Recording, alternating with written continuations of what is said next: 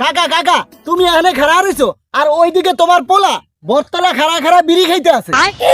আমার বলাই বিড়ি গায় এই লতা আমার লাগে হ্যাঁ কাকু লন।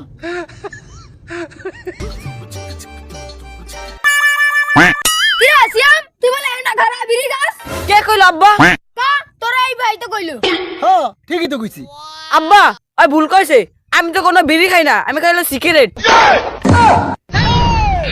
দেখছো কইছিলাম না তোমার পোলা বিড়ি খায়। লও বাইতে গিয়ে বানাইও না লও। ভাইয়া তোমার কতদিন ধরে কইতে আছি আমার হাতের মোবাইলটা পুরানো হয়ে গেছে, আমার একটা নতুন মোবাইল কিনে দাও। তুমি তো আমার কোনো কথাই হলো না। আমার বন্ধু বান্ধবরা সবাই নতুন মোবাইল চালায়, এবার কিন্তু আমার নতুন মোবাইল কিনেই দিতে হইব।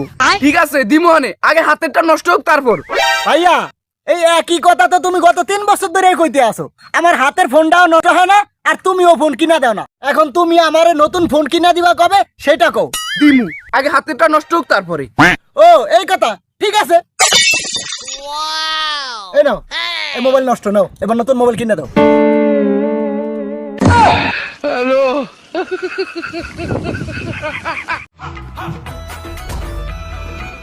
আরে কিরে সাইম ব্যাপারী আর সিয়াম, এই পুরা দুইজন তো আগে স্কুলে যাইতি না আর এখন বলাও লাগে না, দৌড়ে দৌড়ে স্কুলে চলে যাস, কারণ কি রে?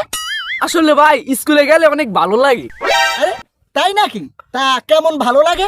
এই ধরেন যে মেয়েদের সাথে কথা বলা, দুষ্টামি করা, একসাথে টিফিন খাওয়া।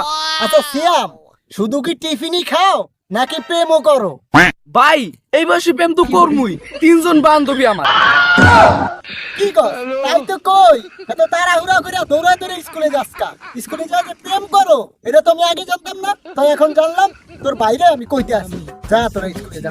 ওরা কেন? ধরা খাইছি আমি মার